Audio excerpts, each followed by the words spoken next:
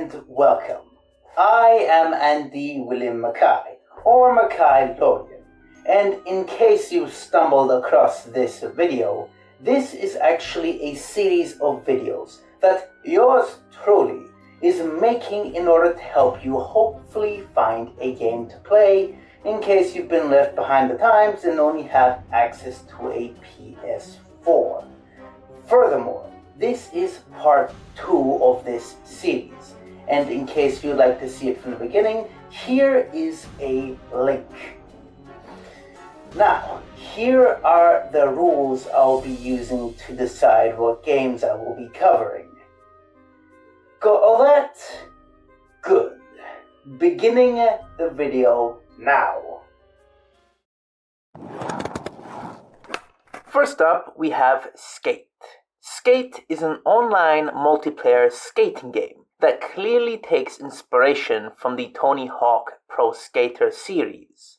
Here, for a lack of a better term, you skate, doing tricks, flips, grinds, and whatever else one might expect from a game like this. And that's as simple and to the point as I can make this when it comes to the core aspects of this game. And it does it well, as far as my limited experience from other skating games is concerned. The physics to this feel good. There's a weight to your character that makes the actions you perform feel almost realistic. Up until you start skating off of skyscrapers, that is.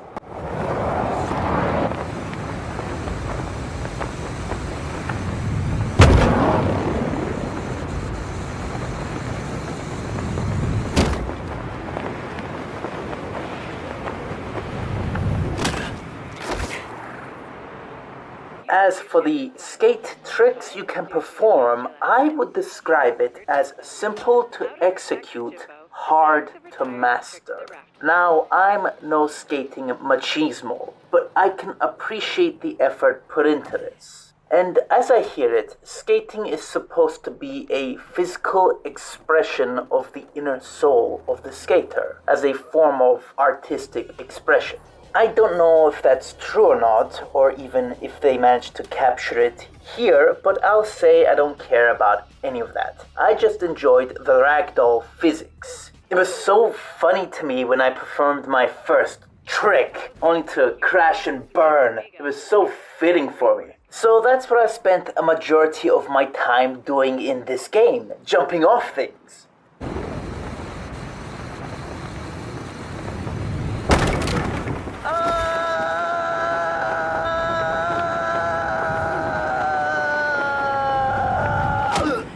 I'm okay. Other than that, I enjoyed simply roaming around the map with my board. No goals or anything in mind, just following the road. The game does offer challenges in the form of missions you can complete for points you can then spend in the item shop on your character or their board.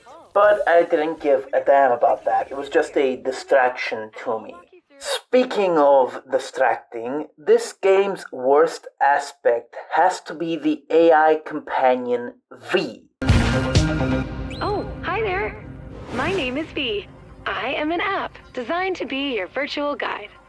And you must be, wait a minute. It's annoying and overbearing. Just let me explore and shut up for sake. It's always there, waiting to hold your hand like a 4-year-old or talk your ears off with useless trivia. Hedgemon fun fact. No freakishly fast blue spiny mammals inhabit the hedge due to the Great Corvid Hedgehog War of the 1990s. The local crows had beef with the hedgehogs and overcame the blue menace due to superior intelligence and ordnance-caliber turds.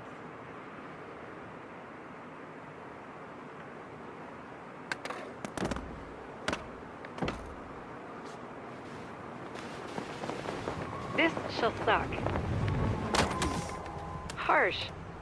Big air to atom smasher is your thing. I understand. Now that Why is this here? Is AI supposed to be a staple of skating now? It should have been relegated to the tutorial and nothing else. It's a skating game. It's not rocket science. Here's my recommendation for V. Go into the audio options and turn that annoying thing off. You're welcome. Now let's balance off some of this bad with some good. This game has a surprisingly deep character creator for a free game. Best I've seen so far, and that includes Destiny 2, a once full-priced AAA game. It's nothing mind-blowing, but the effort they put into it is clear.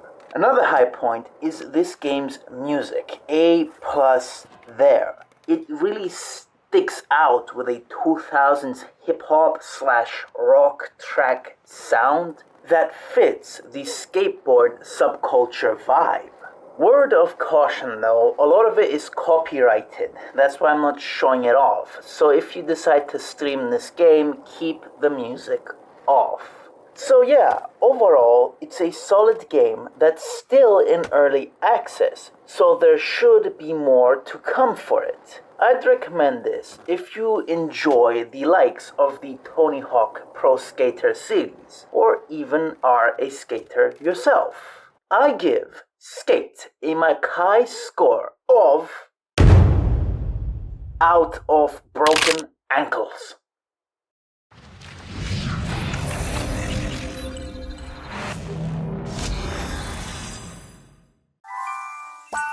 Game 2 is Marvel Rivals. Now here is a game where a lot of us thought it would fail at one point, as the age of the 6-on-6 hero shooter was more or less over after Overwatch's fall from popularity, and the implosion that was Concord. But then, Marvel's Rivals got released and changed that thought, as it was popular and even well liked. And now that I've gone to play it for myself, I would say it's well earned. But don't get me wrong here, I didn't like it because it was a 6-on-6 hero shooter. I liked it because it's a Marvel 6-on-6 hero shooter. The inclusion of Marvel's cast of characters really pushes this game to the next level. Without them, it's perfectly serviceable, if not the standard affair. Because of that, there is not much need to go into detail about what you do here, because it's the standard escort the moving carriage to the enemy base or capture the base in a nutshell. The heroes is what makes this interesting. Here, every hero is portrayed as their comic book character is expected to. The Hulk looks and feels like he should. So does Iron Man, so does Magneto, and so on and so forth. There are many heroes in this game, which you have access to from the start. No unlocking characters here, which makes this game kind of overwhelming for beginners, because each character has 1 or 2 passives, 3 or 4 skills, and an ultimate you need to learn and master if you want to hold your own here. Because general rule of thumb in these kinds of games is knowledge is power. If you don't understand what your enemy opponents are capable of, odds are you will look at the screen and think to yourself, what the fuck is going on here? The same way I did. I did not like my first couple of hours in this game. So if you're going to give this game a try, I would recommend not giving up on it until you find a character you like, because it changes the game. For me, that was Angela.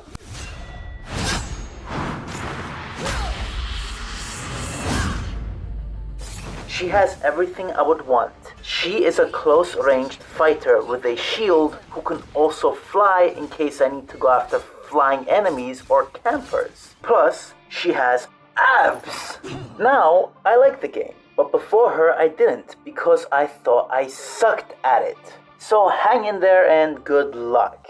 Now, this game has an unexpected player hub, which I'm pretty sure has been hacked, unless giant heroes are a feature.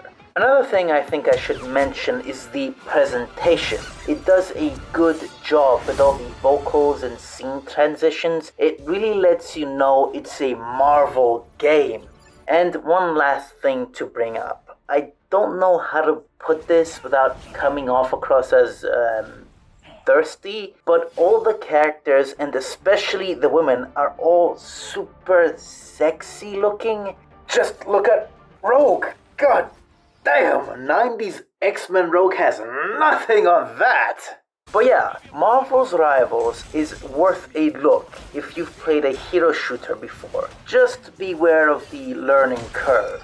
I give Marvel's Rivals a Mackai score of out of abs. Next is Overwatch 2. And playing this right after Marvel's Rivals wasn't exactly a thrilling experience for me. Since one of the funnest things about this free-to-play adventure of mine is the jump in genre to genre. So to go from hero shooter to hero shooter left me with a bored sense of deja vu. My grievances aside, the Overwatch series is pretty much the premiere of hero shooter games. If you've thought hero shooter in the past 10 years, you've probably thought of Overwatch until recently, that is, Marvel's Rivals. Because it does everything this genre of games is expected to do at its peak. It has a large cast of colorful characters with their own unique gameplay kits, fast-paced team-on-team gameplay, and tons of lore to give this game universe a backbone for the fans to rally around. And now that I'm done with the bootlicking, I can say I don't care about any of that 1 iota of a percent. Because I've seen it before. I've played it before in other games. All you do here is capture the base and escort the moving thing to the goal. But sure, the characters are quirky and interesting, but nowhere near as much as Marvel's are. As for the matches, the game does this thing where it places you against bots to begin with to help you ease into things at the start. But once those training wheels come off, oh boy, it rolls you off a cliff. The matchmaking is busted. I went up against players who were level 90 when I was level 2. I didn't stand a chance in hell. Another thing here is, at some point during my ancient history gaming, I made a Blizzard Battlenet account and used an old nickname of mine. So I wanted to change it to Mackai Lorien, but Blizzard charges you $10 to change your Battlenet tag. Greedy pieces of shit. Look, I understand none of this is a glowing recommendation from me, but I'm not going to pretend I like this game because I don't. It's not my thing. But I'll say this, if you're interested in trying a hero shooter, Overwatch is a safe first choice to cut your teeth on, is what I would be saying if it wasn't for that horrendous matchmaking. Instead, I recommend Marvel's Rivals. It just does everything better in my opinion. So I guess the king has been dethroned is what I'm trying to say. I give Overwatch 2 a Mackai score of out of a curb stomp. Cold reshapes the battlefield once more. You have two choices. Fight the freeze or be buried with it. World of Tanks Modern Armor. This is another one of those YouTuber sponsor ad games, like World of Warships Legends before it. So I'm beginning to see a real pattern of interest for myself, in which I discover if these kinds of games are good or not. But before that, World of Tanks Modern Armor. I'll admit the sub-name Modern Armor is pretty cool, better than Legends at the very least. Now, the game. This is a tank-on-tank team deathmatch / capture the base combat sim. There are no foot soldiers to be seen here. It's just the tanks. The types of tanks you can use are separated into eras, them being the Cold War era and the Second World War era. In the Cold War era, you can pretty much expect to see what we all consider today to be tanks. But in the World War II era, it's those wonky older models. Now, I'll admit, I know even less about tanks than battleships. So seeing the tanks given to you in the World War II era was a good laugh for me. Another thing I didn't expect was the sheer number of tanks there is here. Before I saw this list, to me a tank was nothing more than a tank. But apparently, tanks fit into class types? But I can't tell which one is which before I engage because to me, a tank is a tank. So I ended up getting destroyed a lot.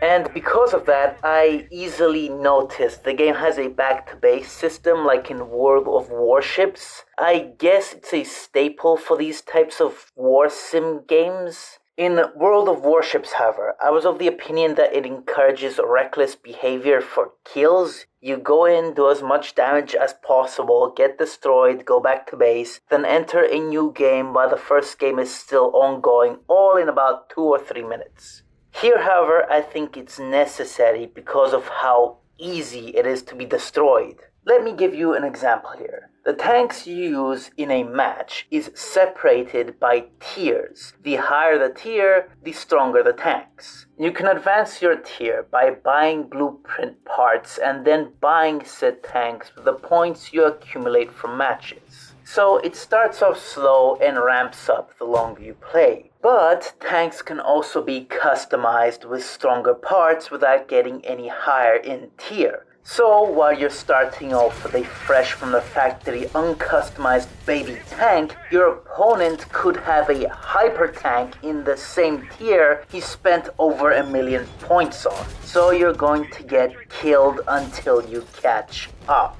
At least that's my experience. I may just suck. No, I do suck. I could feel it. There's a lot of learning here before it gets good, despite the simple gameplay. It has literal inbuilt tank controls I struggled with that I would need to learn over time. Your tank's positioning when hitting and being hit is also important. The game encourages flanking in the tutorials for better damage. Then there's the whole tank class thing I brought up earlier. So the whole time I was playing this, I had this feeling in the back of my mind that it would just all click for me magically and it would all make sense to me. But it didn't. It's not a click thing, it's a knowledge thing. You need to understand ammo round types versus armor thickness or else you end up like this. We got a damaged track.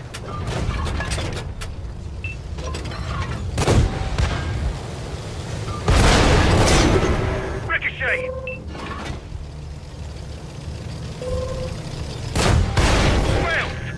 And I don't want to learn all of that for a tank game. This game takes itself seriously and expects you to as well if you want to get any good at it. So that's who I would recommend this game for. Hardcore tank nerds. I give World of Tanks Modern Armor a Mackai score of out of explosion.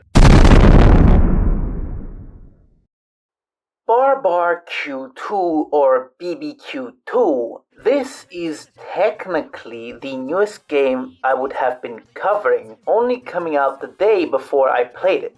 But as soon as I saw it, it struck me that it gives off major mobile game vibes with its art style. That cartoony plastic look combined with the wacky facial expressions captured the Clash of Clans style to a T. So, not being a fan of that, I decided to look it up, and yeah, it's a mobile game that can also be played on console. When I thought up this concept of a series of videos covering free-to-play games on the PlayStation 4, I didn't think there would be mobile games among them. Naive, I know. But now that I've encountered one, I don't want to play it because I don't respect mobile games, as to me they are nothing more than a cash grab played by the common denominator while relieving themselves. Elitist, maybe, but I don't care. This isn't going to be a recommendation from me. Instead, I'm going to take this opportunity to add Rule 11. No mobile games. And let it not come back to bite me in the ass later. Now for the true 5th game of this video, DC Universe Online. Unlike any of the other games I've covered so far, this one is a game I have personal experience with, as it is the whole reason I bought a PlayStation 3 back in the day. While I don't remember my exact reasoning, I do remember it struck a chord with me. Something about this game just fascinated me. The concept of creating your very own superhero and teaming up with either the heroes or villains of DC to save or rule the day was compelling. Unfortunately, what I didn't understand back then was what an MMORPG was, this being one of the first ones I've played.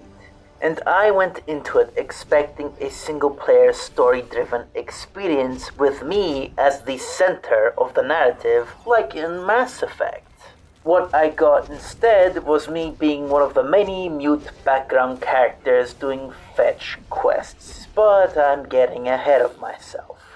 This game starts off with one of the most iconic cinematics for a game of all time, where the Justice League and the Legion of Doom are duking it out, and after years of fierce battle, the Legion of Doom, or rather Lex Luthor, the sole survivor of the conflict, as the victor. No, I beat you. Luthor!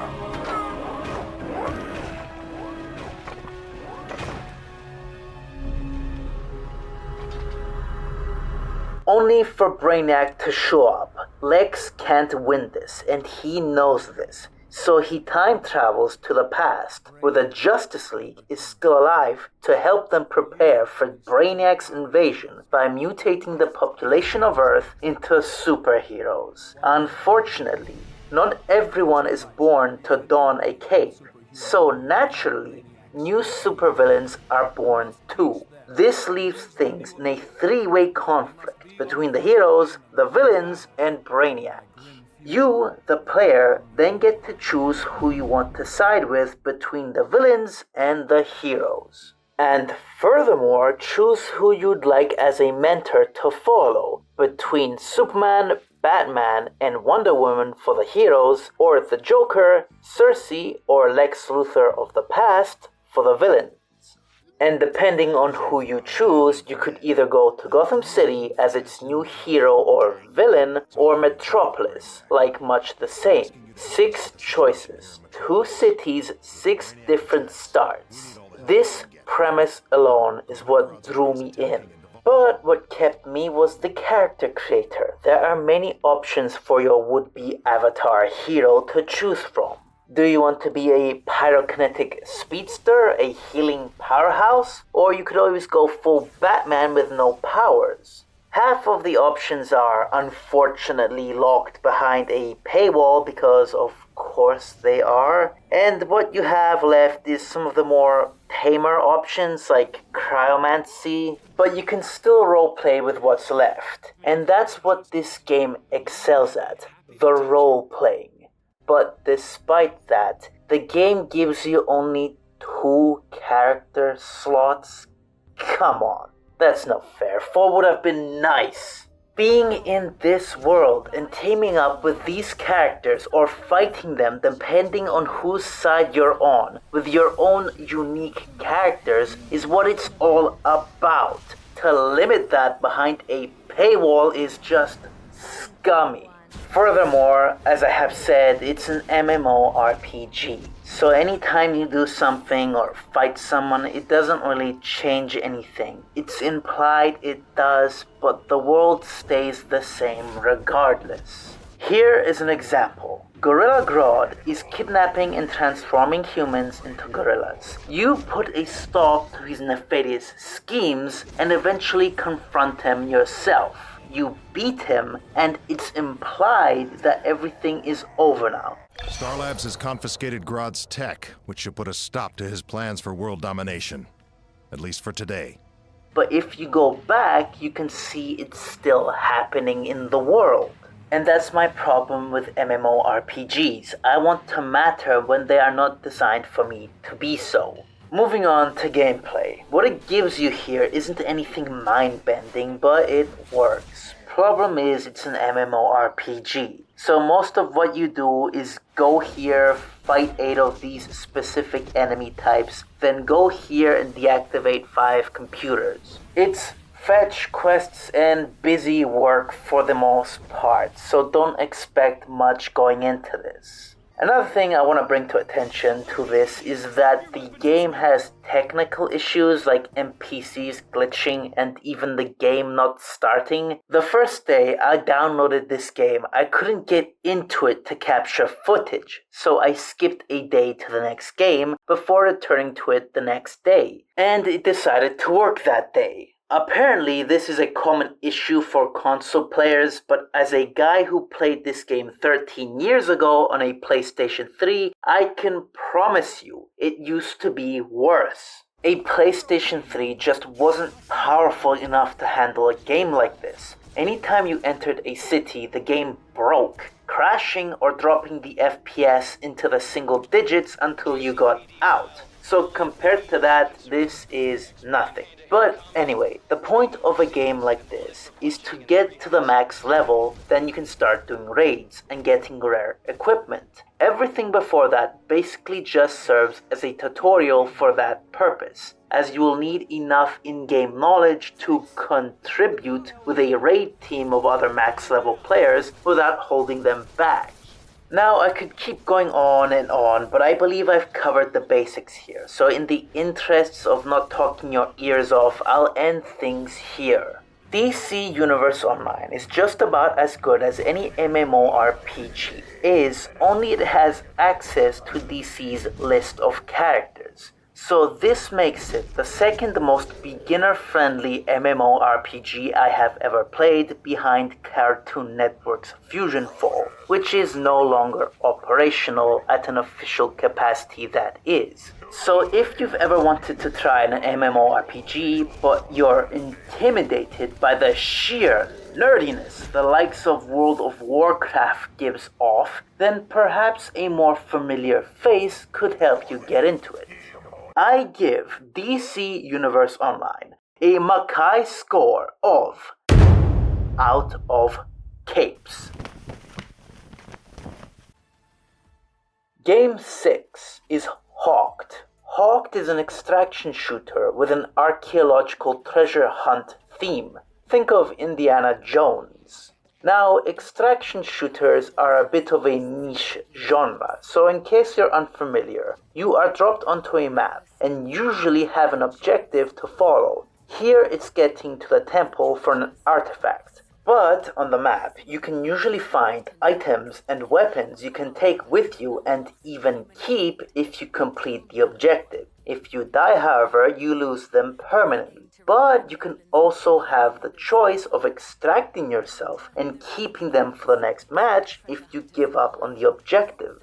So it's a strategic action choice-based game. Do I keep the cool gun or do I press on and risk losing it? Of course, to make things even more chaotic, you can encounter other players on the map, making the choice even harder, because enemy players are dicks. That is an extraction shooter in a nutshell. Usually you travel in a squad of 3 players or solo, and in Hawked it's no different, mercifully. And I say that because Hawked has a focus on puzzle challenges to progress to the objective. Needless to say, I had no idea what was going on, so I opted to leave my squad mates do the heavy thinking for me. And the game is aware that you would do this, as it pairs you with a higher level player to begin with until you learn the ropes. It even reduces the damage you receive from enemies, so hits that would wipe out the higher level player would leave you alive. And I kind of liked this system. It felt like I was a baby duck following its mummy. Eventually, at level 5, it's time to spread your wings and fly in the game's ranked mode, where you can compete in either squads or solo. I opted to put what I learned from my mummy ducks to the test in solo. And I did well. I solved the puzzles, fought off the enemies, and avoided rival players when close by, then picked up their weapons when they fell, and then entered the dungeon for the artifact. I dove in, till the second to last room where I got stuck on the cheapest bullshit I have ever seen. How in God's green earth is anyone supposed to open the last temple door as a solo player? You're supposed to hit the glowing blocks in the pattern it shows, which it only does for half of a second while dodging infinite respawning mobs that do acid and bird damage that explode on death.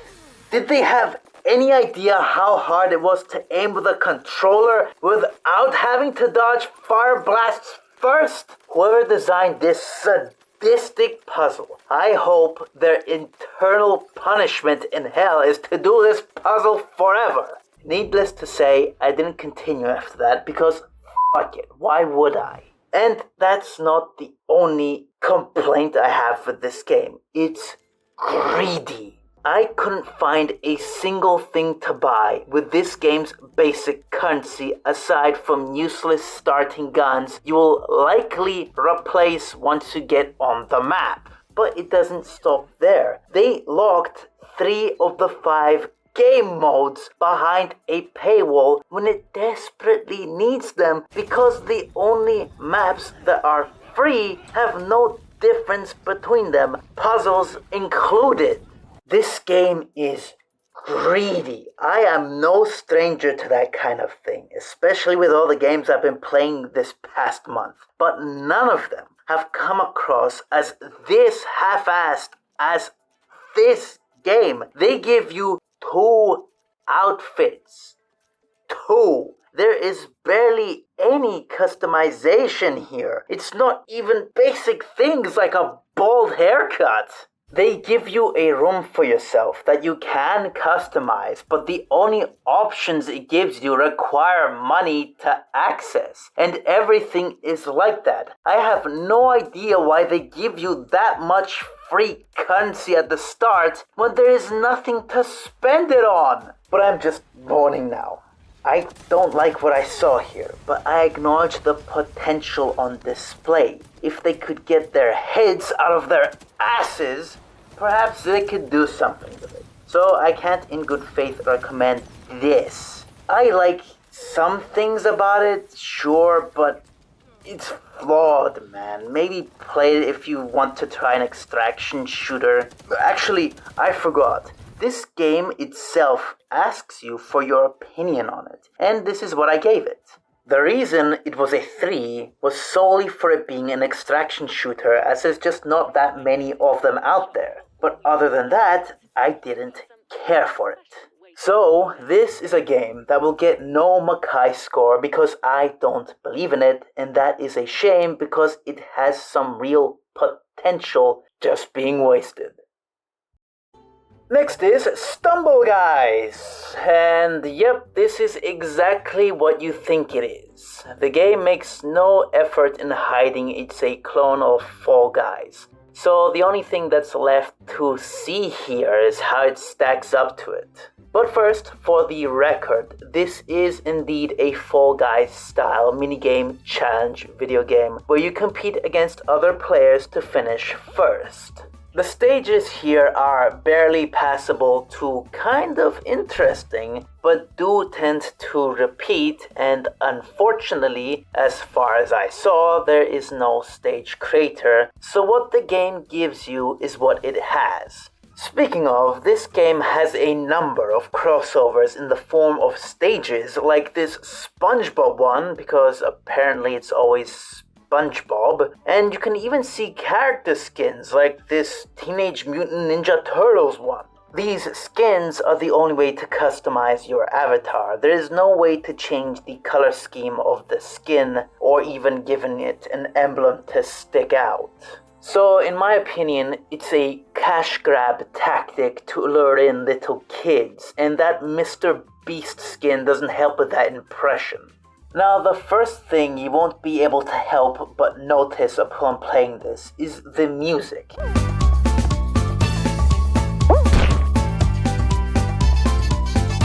It sticks out with an energetic and playful tune, but it takes over the entire game, making it the only thing you can hear at all times. And you will grow sick of it in your first hour of playing this like I did, unless you're one of those brain rot children. And in case I haven't made it clear enough, they are this game's target demographic. Everything I've seen here supports this. It's like a factory-made China game, and upon further research I just discovered it's in fact a mobile game. God f***ing damn it, another one of these things managed to sneak onto the list again. Well, that explains some things. The shitty music, the predatory monetization model, it all makes sense now. Well, I already got so far, so I'll reluctantly include this here. Very reluctantly.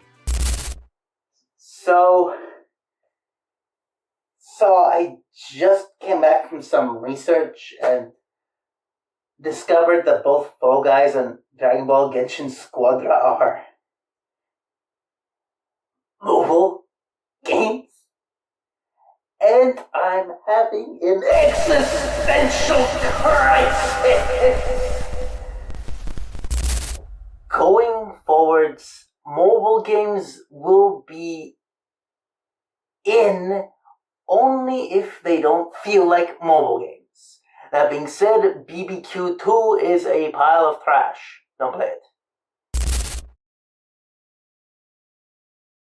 Look, to put it simply, Stumble Guys is like the Pepsi to Fall Guys is Coke. And some people may prefer that, but the majority of people refer to them as crazy. One good thing I will say about this game is you can be a dick in it, and that will always make me smile.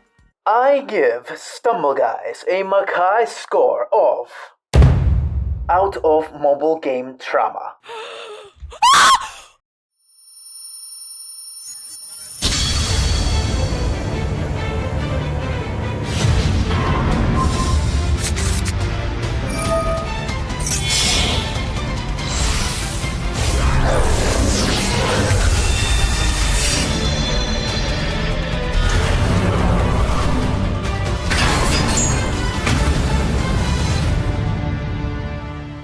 Yu-Gi-Oh! Master Duel.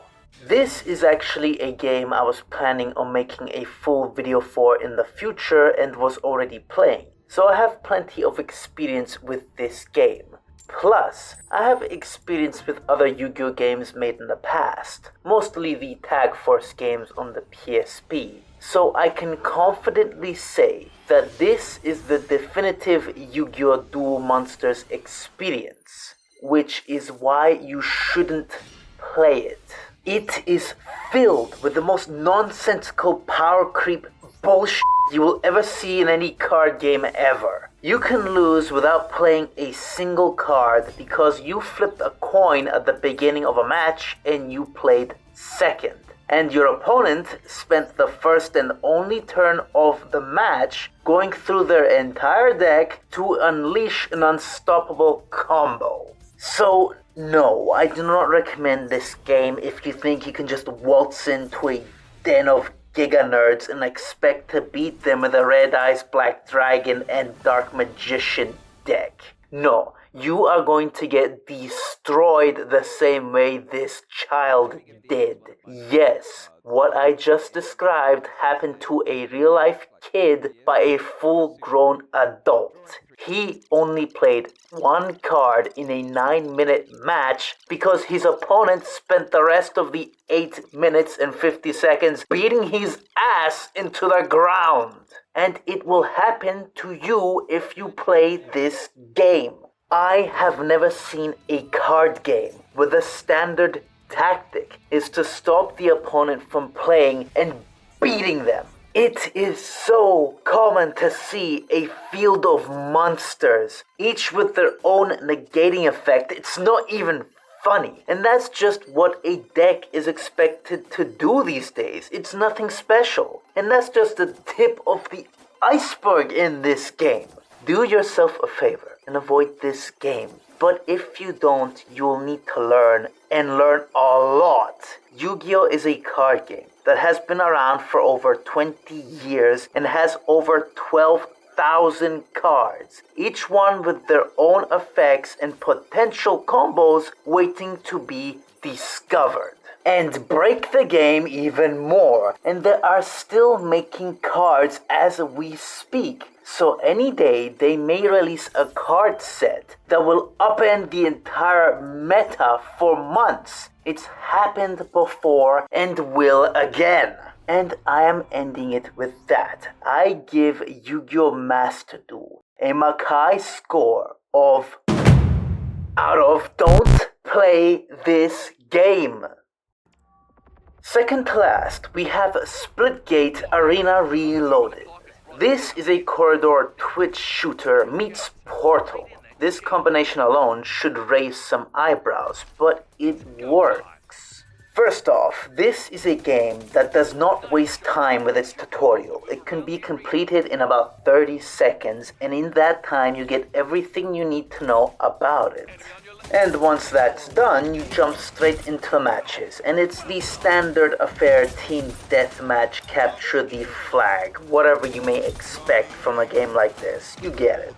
But it also has a battle royal mode, which any attempts made by me to play it have left me stranded in a matchmaking purgatory, so I can't tell you if it's good or not.